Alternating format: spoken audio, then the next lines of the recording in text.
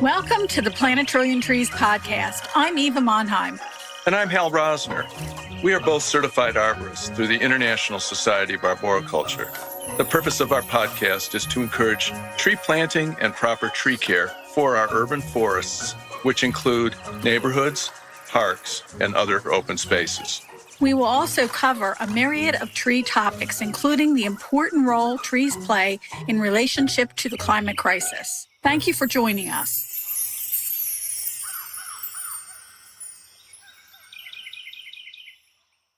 Verdant Earth Educators provides dynamic in-person training and online learning opportunities for environmental and horticultural businesses. Owned by ISA certified arborists and former university faculty, the Verdant Earth Educator team provides consultations on tree care and recommends climate-resilient opportunities for your valued green spaces. Verdant Earth Educators is all about seeding knowledge for success. Find Verdant Earth Educators at verdanteartheducators.com. We'd like to thank our sponsor, Monheim Microphones.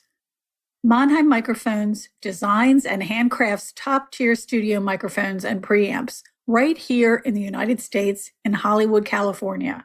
Their incredible line of innovative microphones and designs are used around the world by everyone from podcasters to top-charting record producers and singers. They recently released their new royalty microphone, Monheim Microphones Unparalleled Excellence, monheimmicrophones.com. Hear from the most influential and innovative voices in today's global garden community at the annual Andalusia Garden Symposium. Famed plantsman and garden writer Dan Hinckley, Sissinghurst's head gardener Troy Scott Smith, Welsh seasonal floral designer and author Lucy Hunter, and edible landscape architect and author Stephanie Bittner. Held on Friday, May 3rd at Andalusia Historic House, Gardens, and Arboretum in Bucks County, Pennsylvania, just outside Philadelphia. Tickets are on sale now at andalusiapa.org. This podcast is being recorded on March 1st, 2024. Neelam Patil is a climate literacy and science teacher in the Berkeley public school system. She was awarded Time Innovative Teacher of the Year in 2022 by Time magazine, based on her work teaching children they can do something about climate change. Ms. Patil spearheaded the planting of the first Miyawaki schoolyard forests in North America in Berkeley, California, while teaching her students about deforestation. They wanted to do something immediate and impactful. They demanded, let's plant trees, and the rest is history. Ms. Patil has been an educator since 2000. Her work specializes in empowering children to face the most pressing challenges of our time through climate resilience, mindfulness, plant-based culinary education, and youth urban forestry. She is a certified Sky Breathe instructor and recently founded a nonprofit Green Pocket Forests, whose mission is to green urban spaces using the Miyawaki method. Welcome to the Plant a Trillion Trees podcast, Neelam. We're delighted that you can be with us today. Thank you. Anytime we have a tiny forest community member on, Eva and I are in an unusually happy place because we've really resonated with everything we've read and the people we've talked to and the books that we read. So this is a great way to head into spring and talk about tiny forests. But first, Neelam, can we ask you a little bit about yourself and how you found your way to education in Berkeley, California, and the Miyawaki method?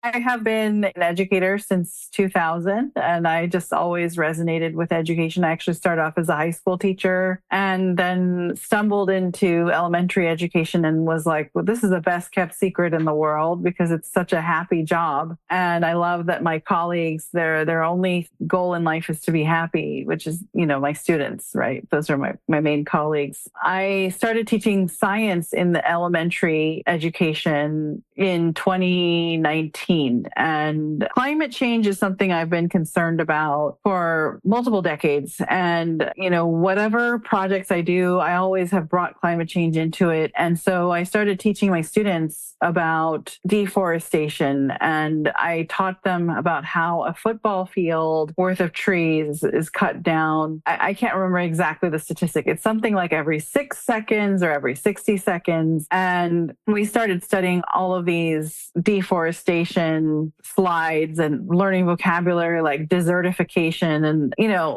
I think they were scared, but more so they just said they wanted to do something. They said, Miss Patil, we're sick and tired of learning about this. We want to do something. And then they started talking about someone named Mr. Beast.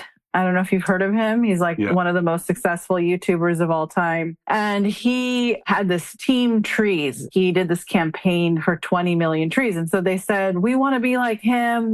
We want to do Team Trees and let's plant trees. Come on. And so we started actually fundraising for Team Trees. And that was our first project. And then a friend of mine sent me a tweet about the Miyawaki method. And she just said something like, oh, this might end up being your next project. I had no idea that, it would end me up where I am today. And I'm so grateful and so happy that I have connected with this movement, this methodology. And it's more of a movement, really. It's a global movement, and it's becoming, there's more and more force and more momentum. And I always hearken back to my visual. I'm a very visual thinker. And I always think about Princess Mononoke, which is this Academy Award winning, very prophetic film from the 90s. And it talks, spoiler alert, I'm going to give the ending away, where conflict between humans and nature, and the humans try to cut off the head of the forest spirit. And then in the end, the whole landscape is covered in this black goo and it destroys everything in its path. And the humans have to leave their towns that they have built. And then they finally surrender to nature. They finally realize they are powerless in the face of nature. And then nature forgives them and coats the whole land with a wave of green. And that is my vision. I just keep seeing that. And I think that the Miyawaki method, it's interesting how the Miyawaki method is also from Japan as well as that film. And actually, side note, Miyawaki inspired Miyazaki, who made that, who's part of the Studio Ghibli and one of the greatest filmmakers of all time. He was inspired by Dr. Miyawaki's work. And so, there's so much connection there. And anyway, so yeah, I really feel like this Miyawaki method has some answers for us and can make things really transform the landscape.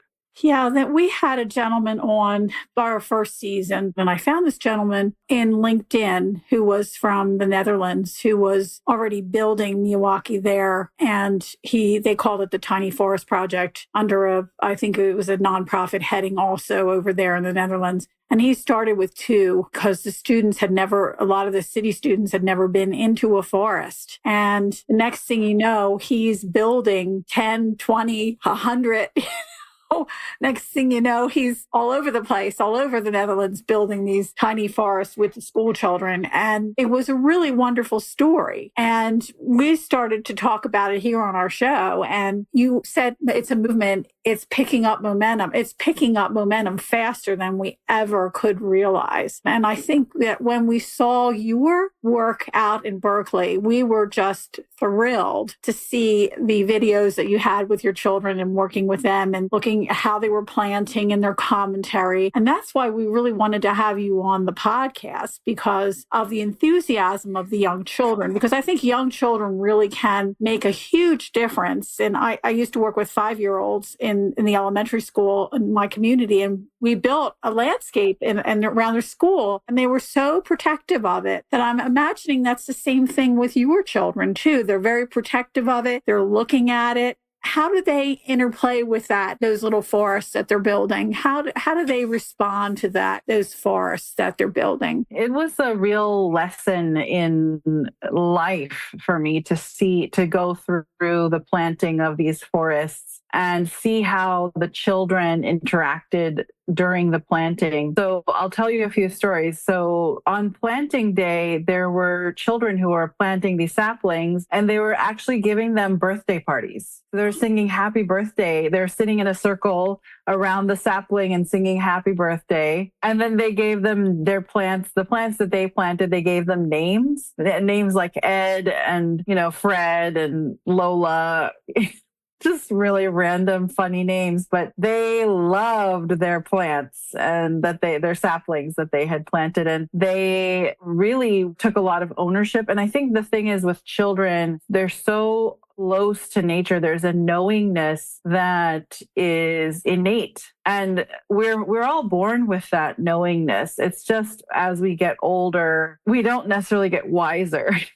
I think we actually forget who we are. And, I also do a lot of spiritual practice. I do a lot of breath work and I bring that breathing into my classroom. I am certified as a Sky School's breathing instructor for youth and for adults. And I bring breath work into all of my classes. And there's a deep connection between breath work and nature and planting trees. And it's all kind of connecting us back to ourselves and our true nature. And when we are in nature, we get connected to our true nature. But the beauty is when you work with younger children, there's this innocence and wisdom. And I have to say that the students that I've been working with in the last, I'd say 3 or 4 years specifically, have a very great and astute awareness of climate change. I don't have to really tell them about single-use plastics, for example. They already know. They already understand that the oceans are hurting because there's too much plastic. They're kind of already aware of a lot of basic issues and they're worried. They're very concerned. And so I often feel like we need to create some sort of, youth advisory board for children so that children can really raise their voices. And I think once they do, people will be interested in listening, which is actually, I had suggested maybe that we bring some children onto this podcast and maybe we can do that on a later date and interview them themselves. But their voices are so pure and so powerful. I think you're right about that. You're actually helping to give them that voice when you're working with them. And I'm talking to you right now, it's getting out there and we can certainly bring them on and think about that and talk with them and hear their thoughts. I think that's so critical right now with the way things are going. It's the whole climate change is not political. It's happening scientifically. It's proving itself day in and day out. That's the first thing you notice is when does something start blooming and when does it go to sleep at end of the season? Because we have colder weather than California, obviously. But when you start to see things that are not normal, then you know that there's something going on and you can't deny it. And if you do, you're fooling yourself. I mean, there's all this talk about how the winter has disappeared. You have to go to Canada for winter now or something. But I probably should take that back because of all the extreme weather as well. Exactly. Do you get pushback from your administrations and your grounds crews at the schools that you work with when you're planning these tiny forests? Yeah, I mean, I think there's always some obstacles that you have to deal with. There's a principal or somebody in charge who says, well, we need clear sight lines, and I need to be able to see the whole playground from one vantage point. And so you can't have any trees blocking it. And so my answer to that has been to plant linear forests on the south and west edge of the playground so that would create a shade barrier, and do Miyawaki forests, so fast acting shade barriers. The grounds crews definitely were skeptical, but it's so funny. It's just miraculous. There's some magic in this process because what I saw was these grounds crew who were kind of regular people who are used to doing their job and working with each other. They started having through the planting days, we had 4 of these planting days, and they started to love planting these forests because they got to work with these kids and help them plant the saplings. Everyone was just so happy, just like on a high at the end of the day after planting all of these. And it felt like nature was really happy. And so I think there is definitely some skepticism out there from decision makers. There's lots of objections, which are, well, homeless people can sleep inside and people people could go inside and do drugs? And what if the trees grow close to the building? So there's always, the answers are that we always have a setback between the building and the forest. And you really can't,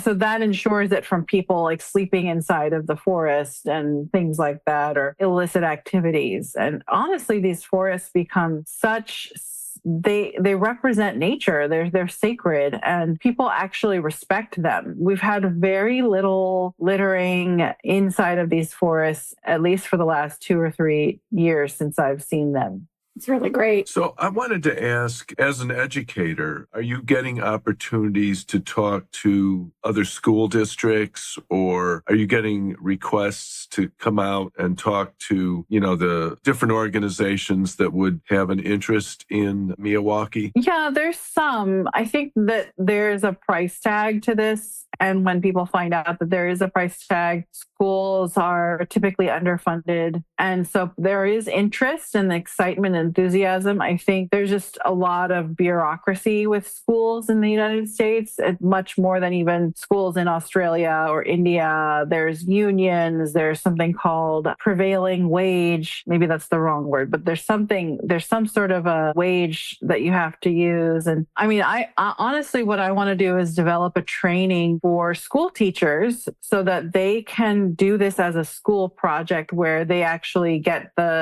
because I've done like a variety of scale of Miyawaki forests where it was like sort of a large scale industrial installation, all the way to just, in one day, people just come and they dig with pickaxes and till the soil and plant, immediately that day. And so I think that maybe if teachers started to do the smaller, less expensive version, then we could have more scalability. That makes sense. That makes a lot of sense. Yeah, for some reason, I'm remembering anyone that, I guess it's a campaign they still do, join the National Arbor Day Foundation and get 10 free trees. Anyone remember that? Oh, yeah. And it would let you, choose. And now I always thought, what am I supposed to do? Repot these? I don't need them at my house. And then you give away kind of this forlorn little bare root that's 12 inches tall. But now I'm starting to view that package as like your instant do-it-yourself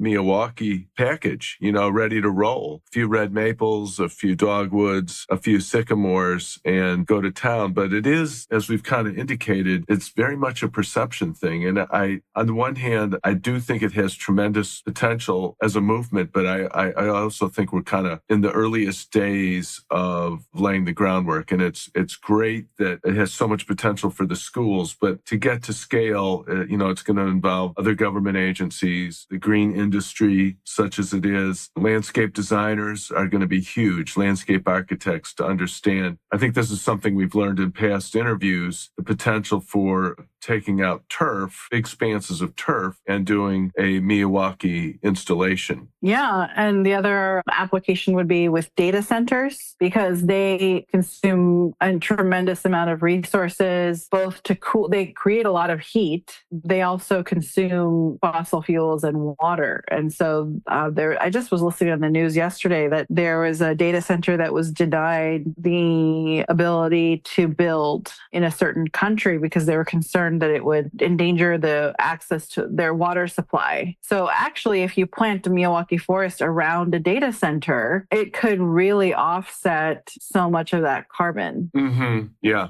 Yeah, I had heard something too last week. I think it was on National Public Radio. They were talking about the heat that's being released from these Bitcoin operations. And they were talking about, what are we doing? Why are we having these big, energy users, and knowing that we have this problem in the environment, and they are releasing a lot of carbon. It is just like you're saying. And I think someone like yourself, someone in your class, might come up with an idea that might change the world. I'm a firm believer that a lot of these things come from children because, I used to judge the science fair at the middle and high school level. And that was always so much fun because you would see these children's ideas, and it was amazing. So I think that working with children can be so exciting and, I want to say, inspiring. Yeah, absolutely. And, the beauty is that we are so formed by our childhood experiences. And I still remember my fondest childhood memories are standing next to my mother in the kitchen, cooking with her. And she would take me on these long hikes in the Valley Forge Preserve. At some point, we lived in Pennsylvania. And I sort of was like reticent to go. But then when I went, now that I look back, I'm so grateful for those times. And so, I feel I'm very grateful for the position I'm in because I know that teachers have a special place in children's hearts, and I am able to connect with them in a very special way. And who knows what they're going to do in 10, 15, 20, 30, 40 years, where they'll be. And they might say, oh, I remember I planted that forest with my science teacher, and that inspired me to go, into this line of thinking. And we talked about climate change. And, my big thing is let's not talk about all the bad news. Let's talk about the solutions. Let's focus on climate solutions. And, that might be something that they remember. Absolutely. And who knows where they'll take this knowledge and these life experiences. So I wonder if we could just pause for a second, because you must get it all the time, Neelam. What do you tell people when they say, oh, Miyawaki, I don't know anything about it? How would you explain it to a stranger on the street or a parent or the person at the grocery store? Or a parent. Yeah, thank you.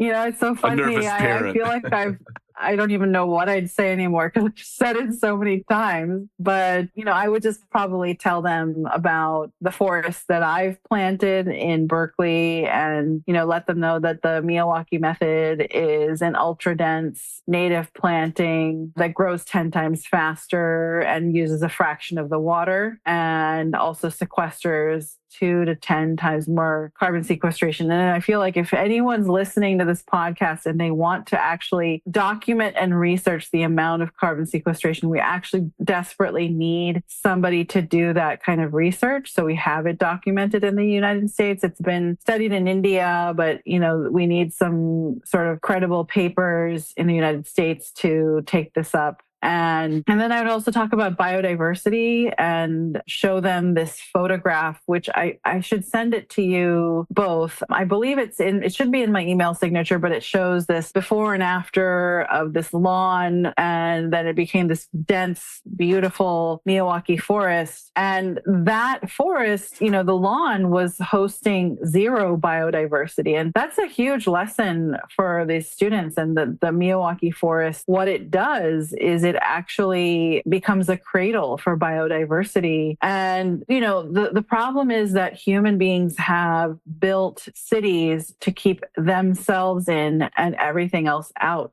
on the level of species. And we need to reimagine our cities to be inclusive of nature. And the Miyawaki forest, it does that. It creates homes, micro homes for flora and fauna, local flora and fauna. And you study these forests and you study each plant in the forest, and each tree hosts, 10 to 50 different types of insects and birds and butterflies. And so you're creating an environment for them to thrive. And if we get enough of them, we'll create a wildlife corridor or a local biodiversity corridor. So that's really my vision with the biodiversity piece. So what are the reactions of the parents, of the students? I know when I used to work with the parents would say to the kids, don't get your shoes dirty, don't get your hands dirty, don't get your clothes dirty. And I just think to myself, oh my gosh, really? Kids are supposed to play in the soil.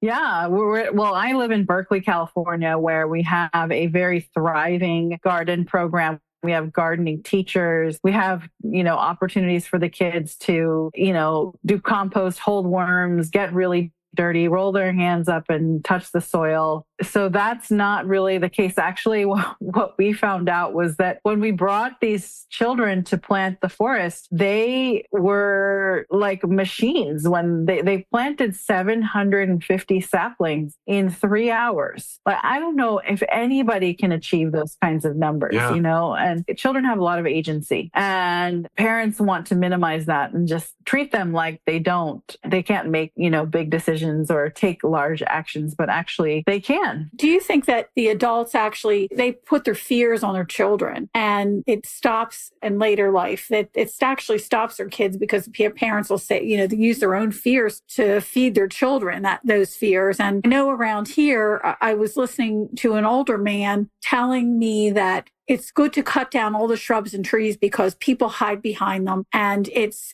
not good. It's not safe. And I'm like, I don't think this guy's read any papers on this. This is actually the opposite, that the more you have, the more you feel safe, and the more green you have and the more trees you have, the cooler you feel. And sometimes they put their own negativity on children. And I feel that that's really a detriment when it comes to trying to get children to be active in the outside or the outside world. Some kids don't even want to go outside because of the way their parents talk about the outside. You don't have that problem where you are, I take it. But I recognize what you're talking about. It's mainly this belief system that came about in the 40s, 50s. It's still like a very modernist approach where, we need everything to be clean. We need the streets to be clean. We need to pave the whole schoolyard with blacktop. And that's why the most schools were built in that time. They have these huge, like a sea of asphalt. But children these days understand, well, they have to because they're getting, blacktop is so hot, you can't play in it anymore. In LA, it was reaching 145 degrees Fahrenheit last school year. I know that there was a huge tumult with the parents there. But this mindset is really, that's why it's so important to be a good educator. I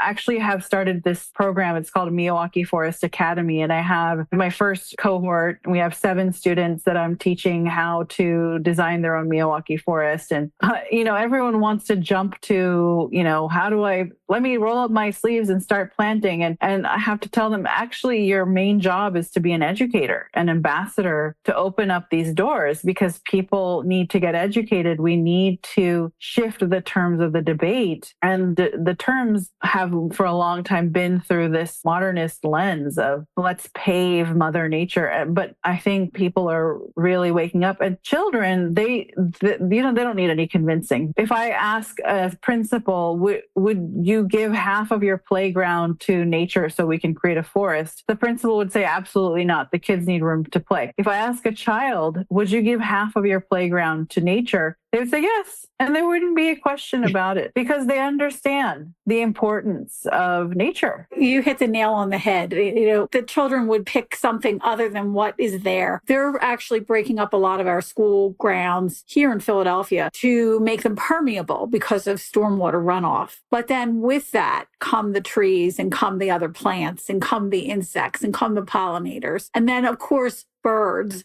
Oh my goodness, that's exciting. But I think it has to come slowly, but the momentum, like you said, is building. And the momentum, when it happens, it's going to start to slowly tip to that point of, I guess you would call it a tipping point, where things are going to move much faster than what they're moving right now. I mean, it's very exciting for me to hear that the Philadelphia schools are breaking up their asphalt in favor of trees. And I feel like I want to go and meet with them and show them the Miyawaki method and tell them, hey, before you make your plans, you should put this into your planning guide and your design concept, because, if you want some shade trees, this can help you get them 10 times faster. And so there's all of these, there's the established industrial tree complex, and they have all of their, methodologies. And I feel like I'm very much like an outlier, kind of a maverick, kind of creating a new path. And I want to do that. I think it's very important to do that because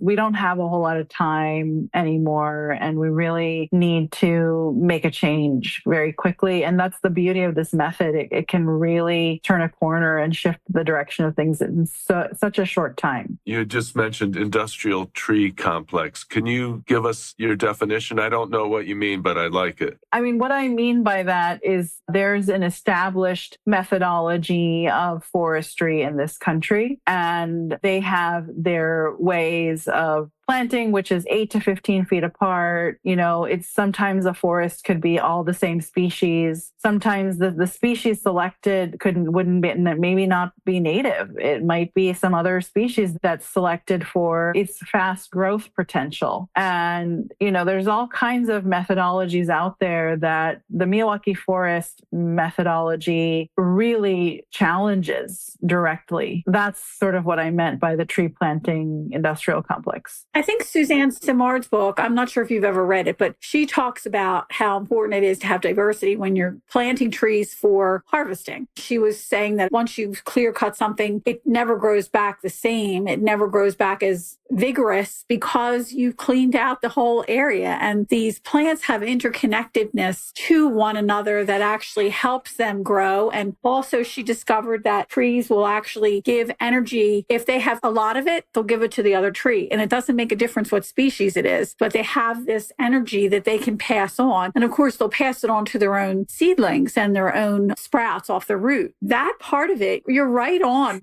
that kind of industrial sense. And I think that that's really important to recognize. My question to you is, have you ever tried one of these with just the seed of the plants that you would want to grow? Because somebody has asked me that. I thought that if somebody has the capability of getting the seed and they could actually plant it with seed, will it do as well?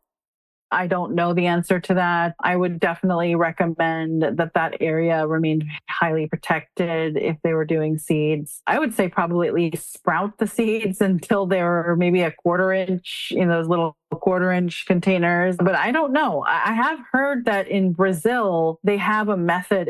I think it's called kavucha or something. I probably mispronounced it, but it's a method where they spread these barren areas with millions and millions of seeds. And some of it is the nitrogen fixer. Some of it are the native plants. And then they've been able to reforest millions of acres through this methodology. So I know I've heard of this and I was interested, but I have never practiced just using seeds. And I also wonder too, because we were talking with some other foresters that are out your way, like Devil Mountain Nursery and the gentleman, Steve Kiskala up in British Columbia, who raises millions of trees a year. The idea that maybe there's not enough seed to do these large plantings because there is a shortage of seed. So, you don't want that seed to disappear because you want to really use your seed wisely. So as you were saying, protections against predators or something else, maybe not enough water, that type of thing. Absolutely. Speaking of, we haven't even touched on it too much. Inner city, I do spend a fair amount of time in the Bay Area, and San Francisco is, to my mind, as a Philadelphian, kind of prototypical in terms of an older city, heavily built. And what would Miyawaki look like in San Francisco if you really had to innovate and go into the elementary schools sitting on such a small footprint? Well, that's a really interesting question. You're asking me to imagine, think big, and what if I had no limits? So I can think about the first elementary school that I planted at Miyawaki Forest, and it was actually quite a large elementary school for Berkeley. It has the most land. It's Cragmont Elementary, and that's in Berkeley, though. It's not San Francisco. San Francisco, I think their school sites are very compact. So I'll answer this in two parts. So in San Francisco, I would mimic it off of a schoolyard forest that I saw in Tokyo, which was extremely compact. It was just maybe 6 to 8 feet, maybe 2 meters wide by about 10 meters long. And it still provided a beautiful native microforest in that environment. And it was just on the edge of the front yard of the school, where it's just like this very urban area just at the front of the entrance. And so that might be a really good way. And I just think that with schools, we need to think about shade. We need to think about green. And I always think that we should just aim for planting a Miyawaki forest on the south and the west sides of the playground. And also, we haven't really talked about STEM learning opportunities. So that's the other thing I would envision. Just like we have garden teachers educators in our schools, we would have these Miyawaki forest teachers, or maybe the garden teacher is the forest teacher, where the teacher is taking the students out into this microforest so they can observe the native plants, they can study them, they can observe the biodiversity that exists, that comes up in that area. And it becomes a STEM learning activity that students are getting class credit for. And they're not necessarily just having to take time away from their busy schedules. It's integrated, fully integrated into the curriculum. And there's math, there's science, there's a lot of curricular applications. And then in terms of a school that has a larger area that maybe has an unused field behind it or a hillside that's eroding, I would say, immediately plant a Miyawaki forest in that area to reduce runoff and to keep it much erosion cooler. And just also carbon sequestration, biodiversity improvement. There's so many benefits, and also just bringing more greenery to the school. Yeah, I was thinking about children who are artistic and how they could draw these forests and what are they learning about the levels, the heights of these trees when they're painting or drawing, that they can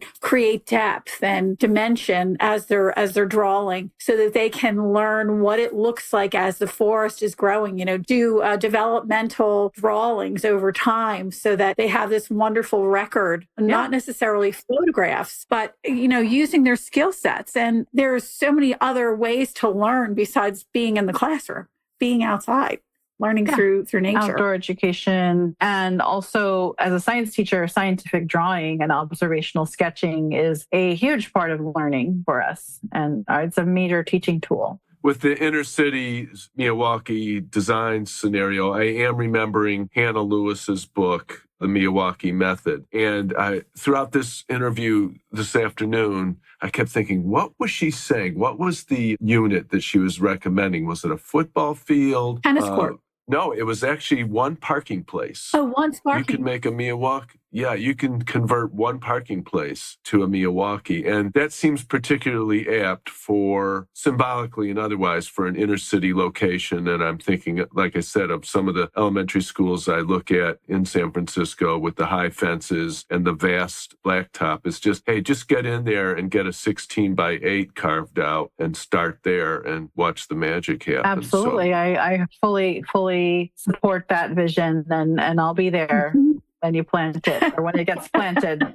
I want people to understand, and I want the listeners to understand, that the Miyawaki method was originally implemented on a large scale basis in the volume of hectares. So it's very different. I think the Miyawaki method that has gotten a lot of critical acclaim and popularity recently is an urban application, but it actually has a very broad, and there's so much potential for this application on a larger scale for wildfire devastated areas and areas that have been deforested. So I think we also need to think about it with that in mind. Hey, listen, do you have a favorite tree that you'd like to talk about in terms of a deep? I think all trees are my favorites. I don't really.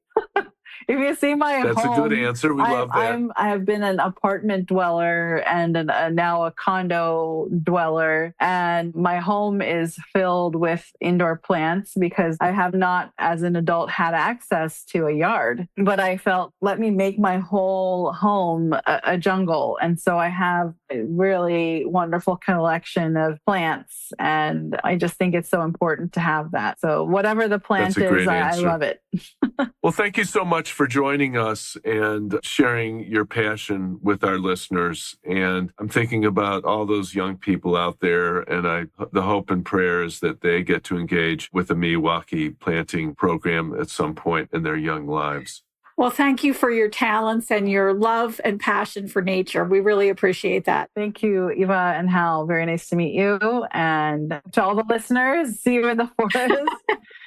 Yeah, next time we'll have the kids on. Yes. Yeah, they would love that. That'd be great.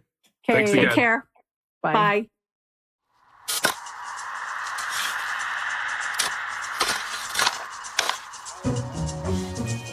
The Plant a Trillion Trees podcast is edited by Andromedan Recordings in Hollywood, California.